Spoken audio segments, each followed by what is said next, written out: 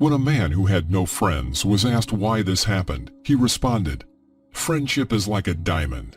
It's rare, expensive, and there are a lot of fakes.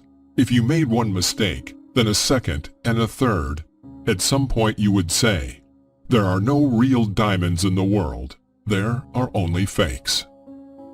And another man added, "A friend is a person to be valued and treasured, but unfortunately, there are rarely any friends in life you can really value." Haruki Murakami, in his book, Norwegian Forest, also talks about this through the voices of his characters. "Do you like loneliness?" she asked, propping her cheeks with her hands. "Traveling alone, eating alone, sitting in a classroom apart from everyone else." "I don't like being alone. I just don't make any extra acquaintances," I answered. "I don't want to be disappointed in people." There's a wonderful and sad parable about the friendship of a boy and an apple tree, and it's useful for everyone to know it, those who do not have friends and those who have them. Why? Have a listen and answer the question for yourself.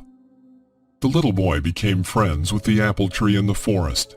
He often came to it, swung on its branches, ate the apples it gave him, made wreaths of the leaves, and imagined himself a real king of the forest. On a hot day, when he got tired of playing, the apple tree would shelter him from the sun and the boy would fall asleep in its shade. And the apple tree had faith in an honest and sincere friendship. Time passed. The boy grew up and began to visit the friend more rarely. He had new friends and new interests, but sometimes he still visited the apple tree. One day he came to it again, and the tree saw that he was very upset. "What happened to you, my friend?" asked the apple tree, looking into his eyes. "Why do you no longer play with me? Do not swing on my branches. Do not imagine yourself a king." "A king must have money, and I don't have any," the boy answered glumly. "Neither do you." "But I have apples. Take them and sell them. Then you will have money, and you will be my good and happy friend again." The boy plucked the apples, took them away with him and sold them, but he did not return to the apple tree, and it waited a long time for him, looking at the road where he always came to it. One day, he did show up, and again was unhappy with life. "Why did you take so long to come?" the apple tree asked. "I have missed you." "Because I have a lot of problems. Everyone has a family and children, and I can't have a family of my own because I don't have a home.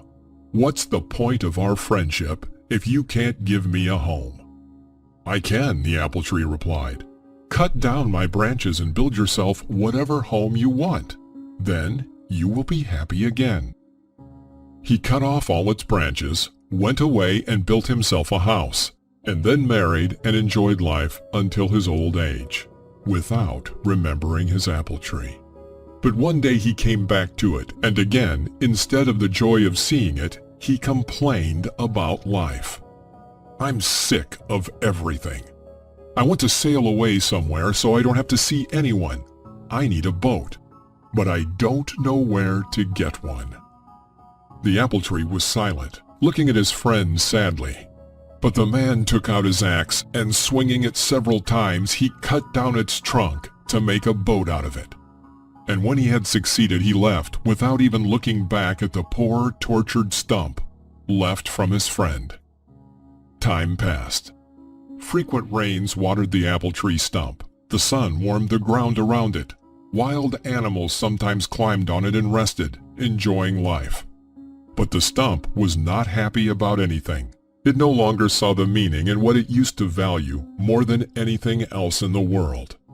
But the world did not cease to exist, and one day the stump released a little green sprout from its soul, which quickly turned into a young, beautiful apple tree full of strength. It began to live and again learned to enjoy every new day. But one day, a little boy came to it and said, "Hi, let's be friends." The apple tree trembled with all its branches but did not answer him. It no longer believed in honest and sincere friendship. George Carlin, American stand-up comedian, actor, writer, screenwriter, and producer once said, "Inside every cynical person is a disappointed idealist. Who knows, maybe he used to be such an apple tree for someone too." In the Vampire Diaries, Damon Salvatore says, "The hardest thing is getting over people who have brought only pain and disappointment."